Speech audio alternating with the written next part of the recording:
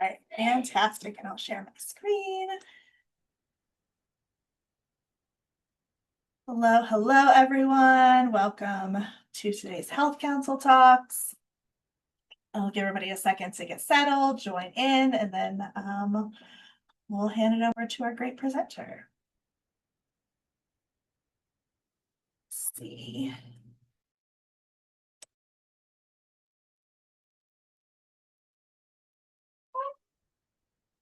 All right, 12 on the dot. Let's do it. Okay, so welcome to today's Health Council Talks. We have a great presenter. We have Emily McRae joining us from Center for Health Innovation.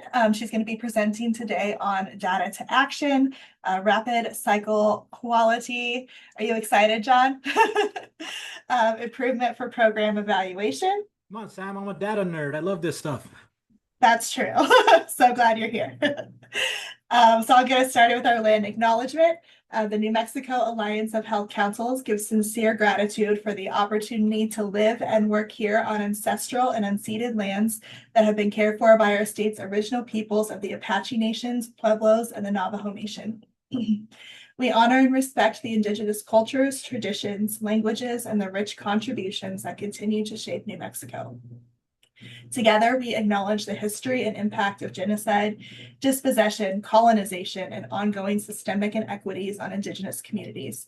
As a collective, we commit ourselves to working toward justice and reconciliation, dismantling inequitable systems, standing in solidarity with and respecting relationships with Indigenous peoples.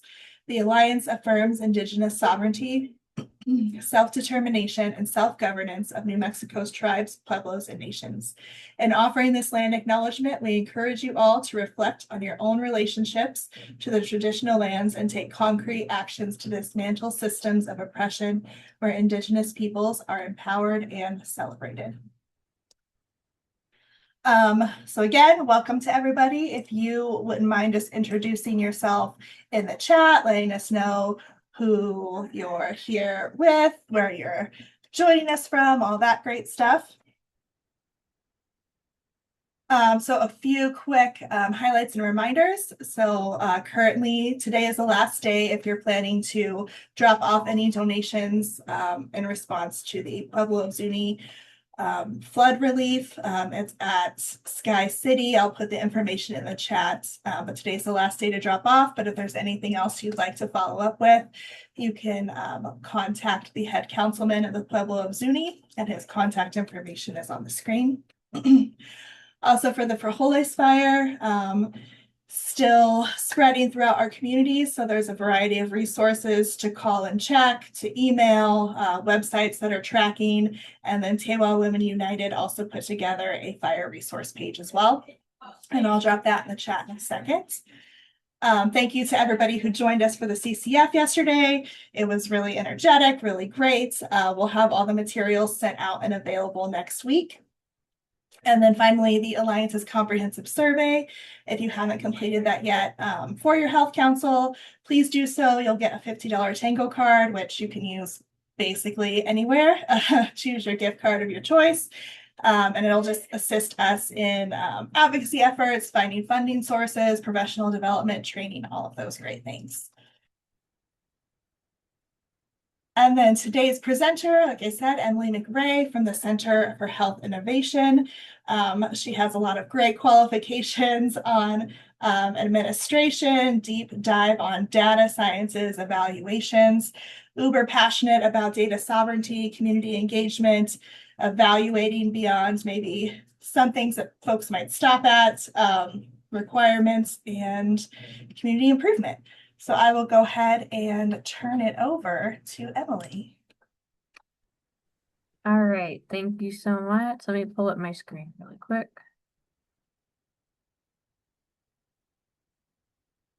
Okay, and just to confirm, is my screen sharing? Okay. Looks wonderful. Perfect. Okay, well, thank you guys so much for having me here today. I'm Emily McRae. I'm with Center for Health Innovation Public Health Institute. I've been in New Mexico for 10 years now, actually. I'm originally from Florida, and I'm in Albuquerque now. I live in Albuquerque. And I appreciate you spending this time with me today so I can talk to you about the data to action framework. I really like this framework because it helps to facilitate very easy use of information or data to really quickly make improvements to your program so that they can work a little more effectively, close gaps, things like that. And I think it's a really simple process, doesn't require research, a lot of research or a lot of deep diving into data sets or anything like that. So this is a framework that was developed out of a study in 2015. It was conducted by CDC. And I'll have the link to that study kind of closer to the end of this if you guys care to go and read through it. It's not a buzzword. I want to clarify that because I do hear it a lot. Um, and I think there's a lot of pitfalls with data to action and then trying to do that in practice because we'll try to use data sets that are really big and complicated. Um, really comprehensive like public health data sets that might be um, either really difficult to access or when we get to them, they're a little older. So it's an actual framework to you generate that actionable data kind of on the fly. You're able to make continuous, rapid, and structured improvements while your program is running. Um, it originated out of the CDC researchers. It was under the Delta Prep, which was a 3-year project to build primary prevention capacity for statewide domestic violence coalitions. So it's piloted in that public health education setting. And you might care about this because when I put these slides together, which really wasn't that long ago. I think it was maybe 6 months ago or something like that. There was 12 posted or forecasted federal grants, which specifically mention this framework. You'll also see it referred to as D2A, data to action. So this is an evidence-based framework that some federal grants like to see mentioned and like to see some fluency in their grants. It might boost you up a little bit if you're able to kind of master that or demonstrate that you have some kind of a capacity in that. And it will support you and your program enhancement beyond reporting. And I say that because a lot of the times we do collect we're mandated for sure to collect certain data.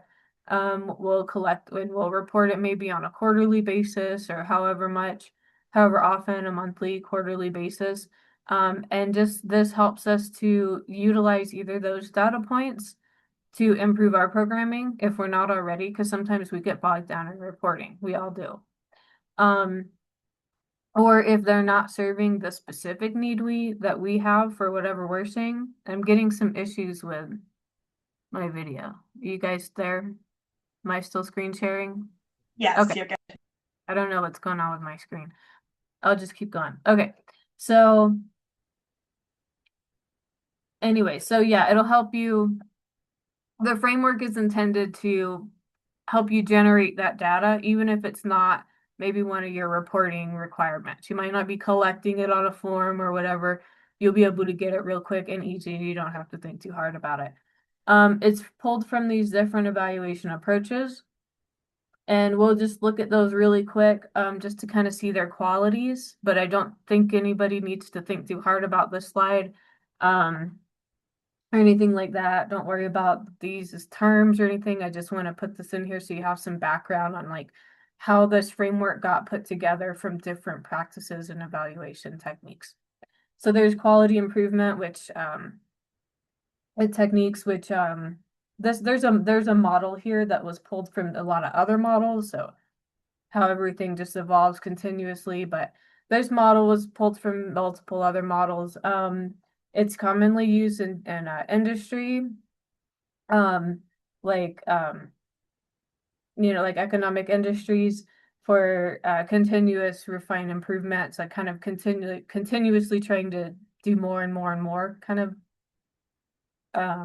the capitalistic, kind of ideals. This one focuses on closing gaps. and reaching those performance goals in embedded learning. Um, it's not episodic, it uses continuous real-time data. And that's great if you can get it. Not, I know not all of us are going to get it. So, but some people that really use this model will be getting real-time data. And it's your internal staff is your primary audience. So you might not be reporting out to community or funders so much, you're reporting to your internal team. And you're always asking, can we do this better? Can we do this better?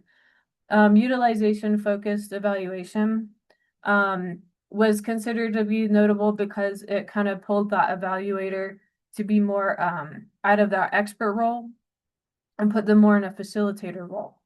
So they'll support those core team members to design the process, make sure there's a clear use for any methods that are being used, and help formulate those questions. So that facilitator is kind of the evaluator is acting as a facilitator in conversations, keeping things on track. Now, in this last one, the developmental evaluation, it's really designed for new emerging or highly fluctuating programs. So if you're maybe trying something new, you got a new grant or something, you're working on a new program, something that's a little new and has a lot of variables or a lot of things you might not be able to expect how they're going to play out. This is kind of how this feeds into it. And just remembering that all three of these go into that rapid cycle. Components from all three go into that data to action rapid cycle. This is designed around those highly evolving programs. And the evaluator is like on your team, more embedded as a team member. They're still doing facilitation. And yes, the slide deck should get sent out after. I think it's going to be in a PDF format, but it'll still, yes, you'll get access to this. They're more of a team member helping think through some of those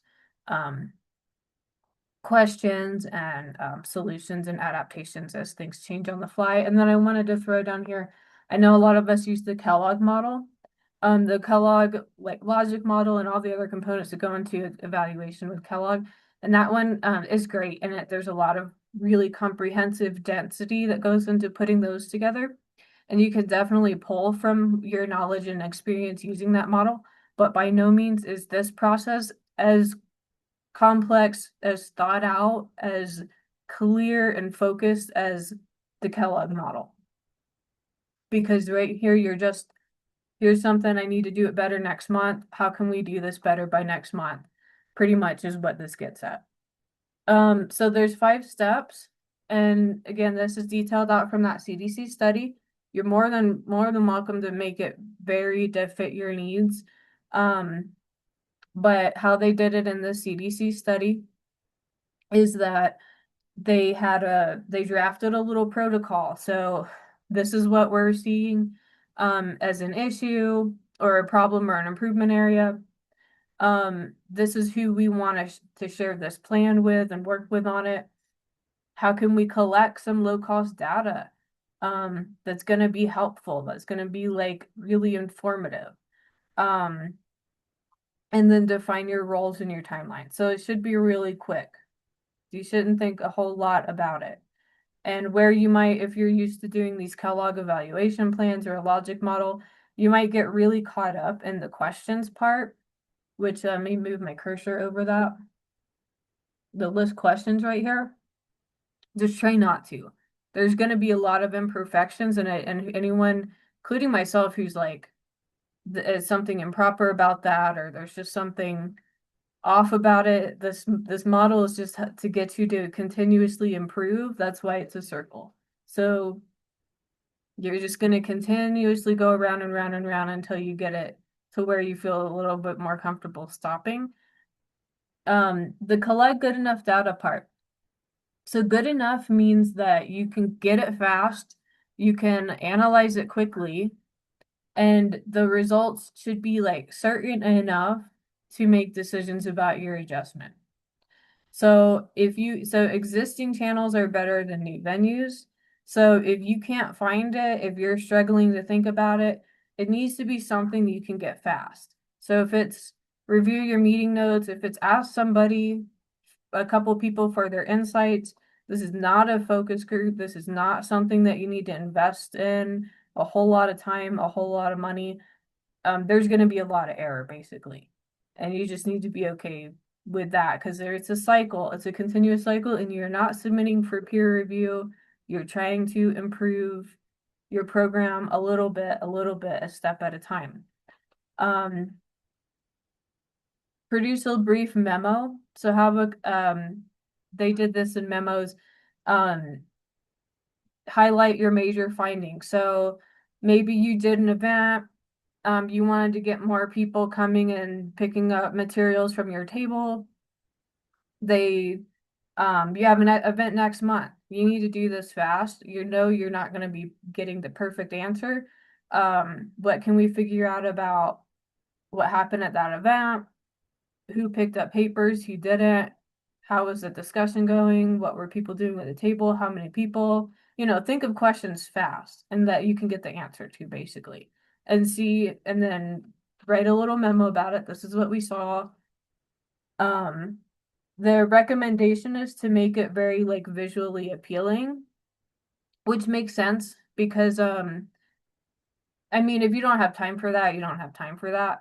If possible, make it visually appealing and use graphics and colors and stuff like that. Because if maybe you're the evaluator or the person that's putting this memo together and you're going to send it back because you really want your staff to do something a little different on their next tabling event. But you foresee that it might be a little challenging to communicate that information back and get buy-in. It's just a technique to kind of help visualize it and get that. So just judge, whatever you think is best on this part. But the memo is a way to document and record. So it's how you're recording down your methods, how you got, where you got. It's going to track your data. You're going to want those for later. Do a little reflective debrief with the team. And here's some ways that you can facilitate that. So what are we learning? What are the implications? And what do we need to do now? So maybe we learned that we didn't have enough people at the table, or people at the table had to do multiple things, couldn't really talk to people when they came up, or our printer didn't work, or I don't, whatever it is, we'll figure it out.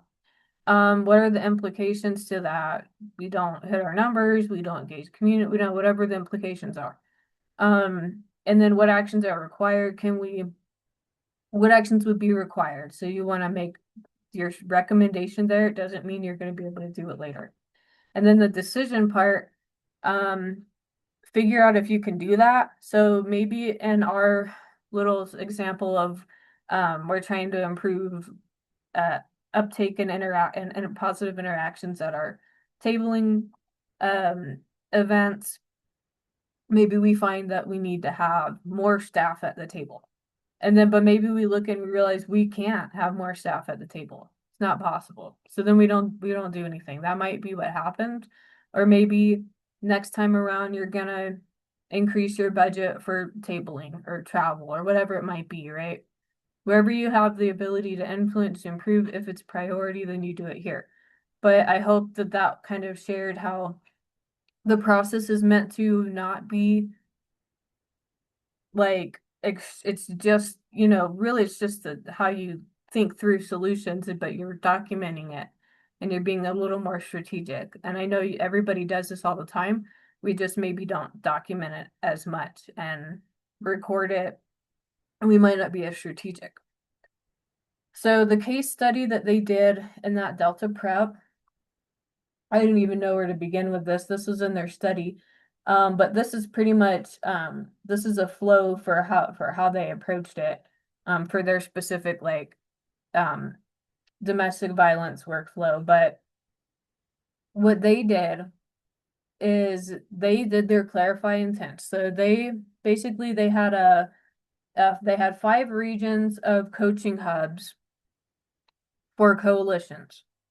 They wanted to pair the newer coalitions with the experienced coalition. So the new coalitions could learn off of the experienced coalitions.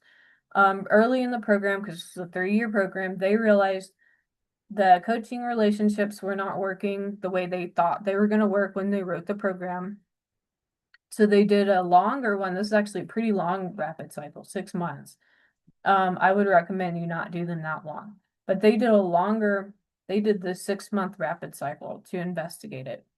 So they said our coaching hubs functioning as intended? Are the coach coalitions adequately prepared to support their peers? And what barriers exist? And I just want to throw in right here, this is kind of foreshadowing. Are the coach coalitions adequately prepared to support their peers?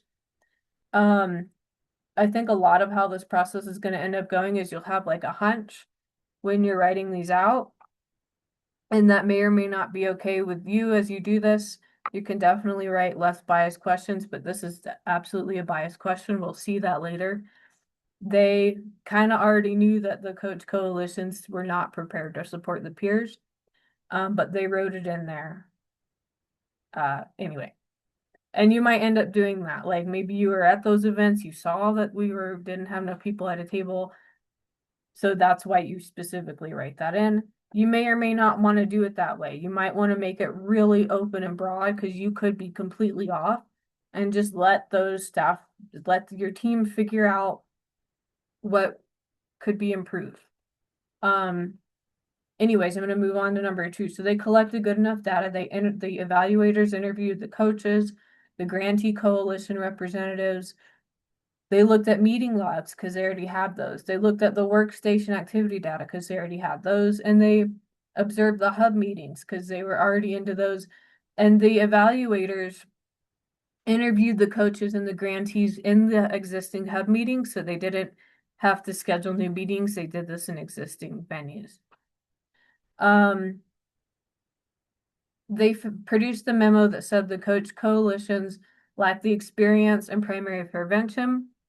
So the grantee coalitions were frustrated because their mentor coalitions did not have the expertise that was communicated to them when they signed into this opportunity.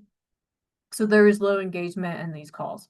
They did a debrief. So the project team met, went over the findings, informed on what the decisions could be or what the recommendations would be. And then they made a final call and implemented those decisions. So now their decisions, I will say, were kind of big, and I'll get into those on the next slide and how I think this might play out for like this specific case study and how this can actually play out for some of the programs that we might be working with. And some of the constraints when we start to actually try to put this into play. So the monthly calls were replaced with quarterly national topic-based calls. That's one. The ED was apparently required to attend those monthly calls. They removed that. So now the executive directors do not have to attend monthly calls. After they did those 2 changes, the communication between the Delta Prep and the Delta Project saw improvement.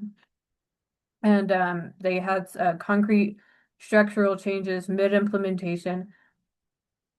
Okay.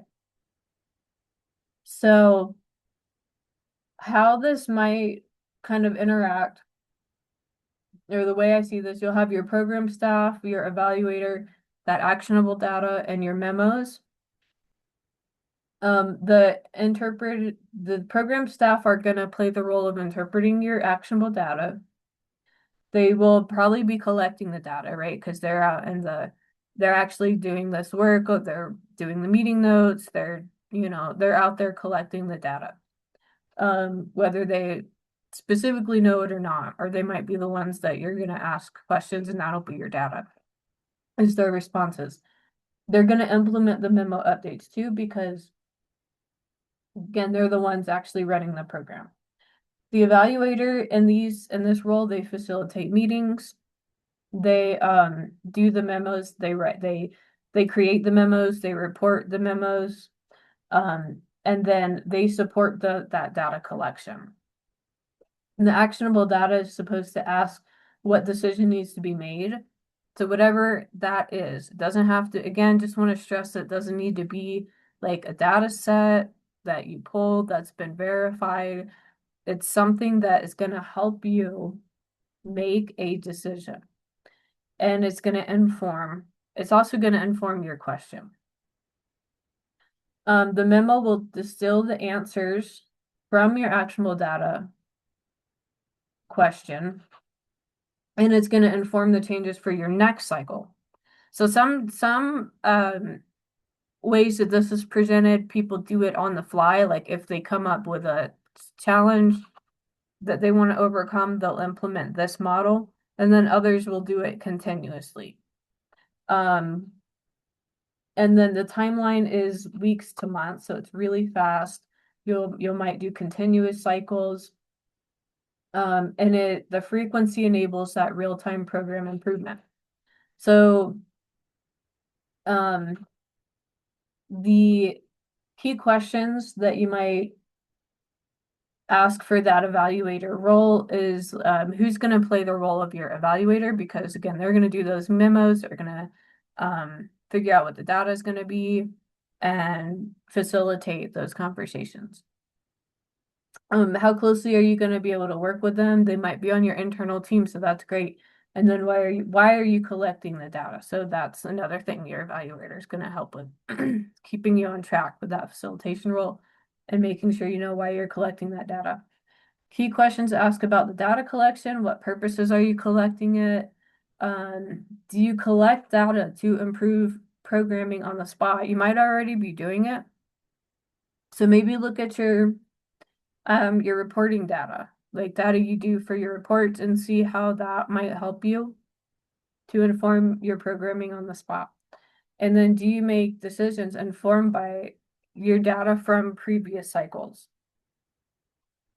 These are the questions that I think are really key to your ability to actually implement this type of evaluation framework, this rapid cycle data to action, rapid cycle quality improvement. Does your upper management support D2A? It's a lot of changes. Maybe they're not on board with it. It could be it's extra work. Do you have the flexibility to try new things? Specifically for that Delta Prep example, when I read what they actually did in the end, to me it sounded like it could imply scope of work changes.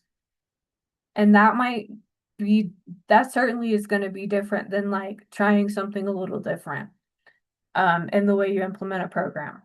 So I just see what kind of solutions you're trying to get out of it. Some are maybe easier than others, but if you previously required EDs to attend and now you don't, you previously required these monthly calls and now they're different. That sounded like a scope of work change, which would be more challenging to change, especially if you've got all these subcontractors. Maybe you need to get them all to re-sign something, that's a little different. But so see what kind of flexibility you have to implement your solutions and to even just try new things. Maybe you're in a little bit more of a rigid structure. That goes to the next point. Yeah, you'd have to, would your funder even allow you to do a new, are some of the things going to be prevented because of your scope of work? Like, would you need to get approval from your funder for some things? Does your idea require flexible funds? Can you stay inside the box of the funders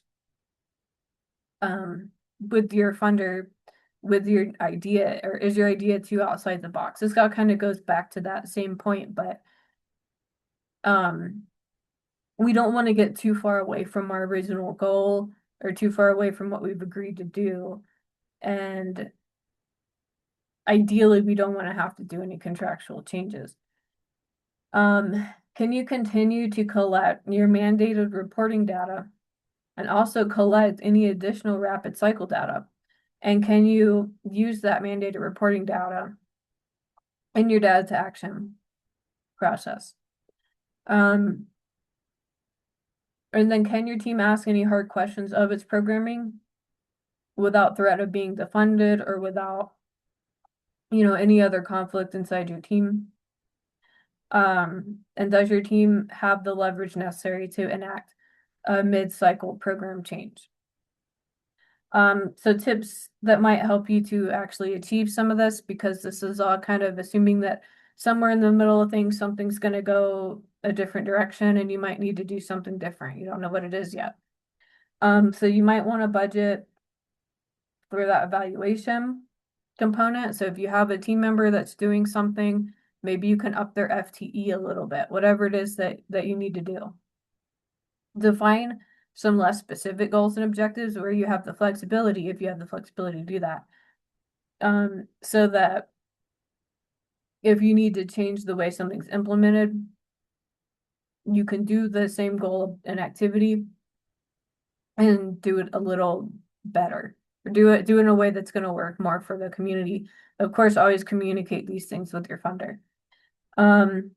Communicate the intent to do this in your narrative or with any grants manager. Budget for flexible funds or set aside a flexible spending account. If you anticipate any particular areas that you think might be a little more challenging and you're doing budgeting for these things, maybe up the amount over there if you have the ability to, so that if something happens midway, you're able to access those funds a little easier. And then just, of course, you have to be open to change with this model. There are there's benefits to if you're able to actually adopt this and start running it into practice. So, you'll establish that culture of learning. So you'll have these regular cycles normalized where you're looking kind of closely at your outputs, how things did. There's a lot more reflection you'll start doing, really conscious, intentional reflection that your team will do together. You'll start looking at things that went really well that you want to replicate, maybe replicate in other programs you do, things that didn't go so well, and how you can adjust them. And you'll do those adjustments together, and you'll get stronger results and see that as a team, and it'll build your team stronger, and you'll start establishing that culture of learning. You'll establish that historical record through those memos. That's why you want to at least do the memos in some capacity. So those memos create that documentation trail for all your decisions, your rationale over that project's lifespan. It's going to help with the staff transitions. It's going to help your future program planning. It's going to help if you need to share this with your funders. You're also going to have a huge log of all the wonderful stuff you did, all the stuff that you've identified and changed. And that's just good to have in your pocket. So you'll start to you'll be collecting data on your evaluation practices, essentially, with these memos.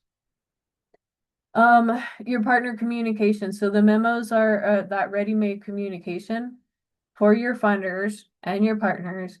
They'll provide that regular evidence-based progress updates beyond your annual reports. So, or your quarter reports or monthly. I'm not quite sure how often you report, but you can share those out with your community and say, we did this, we saw that this can be improved, and we improved it. And you can show exactly how you improved it. And if you do it the next cycle, you'll see, all right, this is how it went this time. And then we improved it again. And that's really going to build up your community trust and your funders trust as well. So yeah, increase your community buy-in. They'll see that their concerns were reflected in the data. They were turned into actual program changes, and that engagement can increase, and your trust in the process, their trust in the process and your team can increase as well. Challenges to this. So translating data into the best action is difficult. We're talking about really unstable data that we're using intentionally because we need this to go fast. And so there, of course, there's a lot of risks with that. So you're trying to translate this information into the best action that your team can come up with. It's not going to be easy. There's not going to be clear findings all the time. And your programmatic decisions might involve trade-offs depending on what context you're in. And then your team will need to agree who's gonna track stuff, how they're gonna track it, and if and how to track that those actions led to improvement. That should be easy enough because because it should have started from something. The model is based on something you observed and then something that you're going to repeat, and so you'll observe it again. And so when you document those two observations, that's where you'll see if it improved or not, and how it improved. So, but you need to make sure someone is documenting that. So if it's just a narrative of how something went at the end of a event or whatever it might be, you just need to make sure that someone documents that.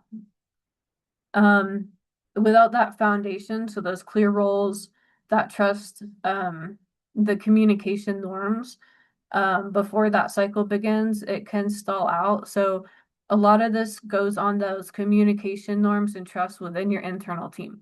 So you really want your team to be able to say, to share what's working, what's not working, without any fear or threat of any kind of repercussion.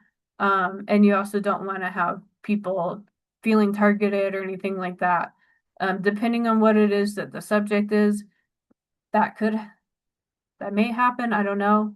But you just want to make sure you have those that open communication with your team. And after you've done this and everything goes and you have that good cultural norm, over time you will really start to develop that culture of learning and that healthy open communication in your team if you don't already have it. And of course, that staff capacity is going to be a real challenge for a lot of people, for a lot of organizations. So this does require time investment from the evaluator and the program staff, or the program staff if your program staff is your evaluator for this. You're going to have to spend time thinking about it, doing it if you're struggling to get it off the ground or whatever it might be. Maybe if you have one person that's particularly interested in it and maybe the rest of the team is not, then start thinking about how maybe you can use some rapid cycle to figure out how to get through that and get the team on board with it. If it's getting into those meetings that are already happening to discuss improvements and discuss the memo outputs, whatever it might be, but that's probably one of the bigger issues is the staff capacity and trying to weave this process into it's already happening, without overwhelming everybody. So there is a memo template here. Unfortunately, this is like an image, so you probably have to, put it into your own Word document, but so yeah, get those clear team roles on who's going to collect the data, who's going to facilitate, who's going to be a part of that decision-making process. And it might change depending on what the actual question is. And then the shared understanding of what actionable data is, make sure people understand that so you don't have people digging around for something that's hard to find and may not be the most helpful. Agree on who the memo is going to be sent to. This all kind of is outlined in that flow, but and then make sure you have a protocol for tracking the actions taken and their outcomes. And then formalize the process. This is my recommendation would be if you can formalize this by creating a dedicated folder system for it, and a planning document at the start of each cycle. And that can help your team stay accountable and systematic about this process. So the memo template pretty much just looks like this. It really doesn't have to be more than like 1 page, maybe like 1.5 or 2 pages. Should be really simple and quick. And this is the QR code for the CDC study where they outline the process. I do have a quick post learning evaluation QR code here if you don't mind. But that completes the overview of data action. Does anyone have any questions or comments?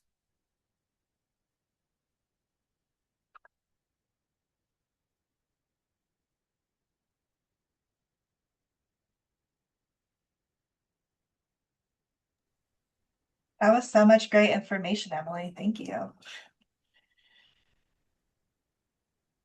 course, thanks.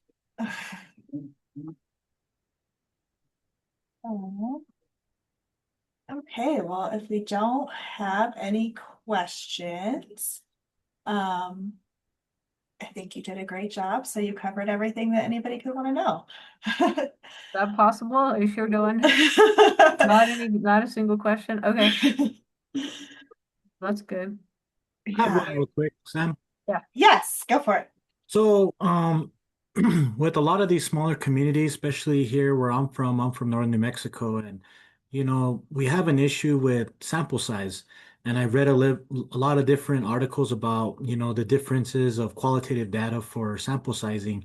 And so it's hard to try to get a generalized sense of how we can get so much, quantitative data is not hard. It's the qualitative data that we're trying to focus on and to see how we can implement some of what we're trying to do here in the Pueblo for that. What would you think like, because I've read different numbers, and for me, what would you think an ideal sample size of like, let's say Santa Clara has a population of 2,100, and I'm trying to get data about men's health or women's health, that I'm trying to think, would 50 to 100 be too small, too big, or right around there? I think for if you're trying to do like a focus group or something like that, I think the number usually is like 7 or 8 people. Okay. So I don't think you really need to have like a huge collection to get what you're trying to get at.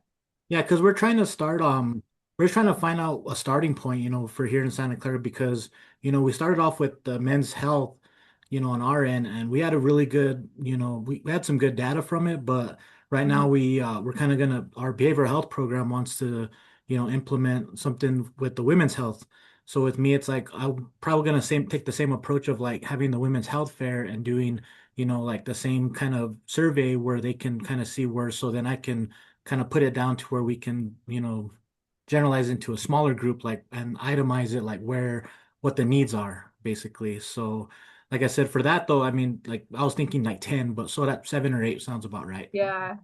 Yeah. I mean, especially if you're trying to get that qualitative, Mhm. it sounds like if you hosted a focus group, that would get to what you're trying to do more so than the surveying. Okay. Thank you. Mhm. Anyone else have anything they'd like to ask or contribute?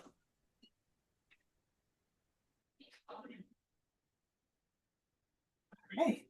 Well, I put Emily's contact information in the chat, so if anything comes up afterward, hopefully that's okay. You can reach out to Emily afterward.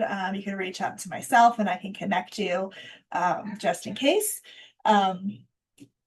So yeah, our next Health Council talk will be September 18th, 12 p.m., same place, same channel.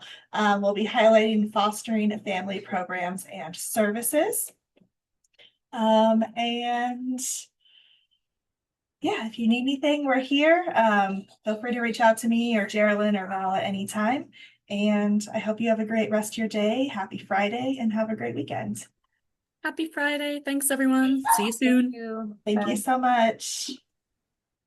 Bye. Bye.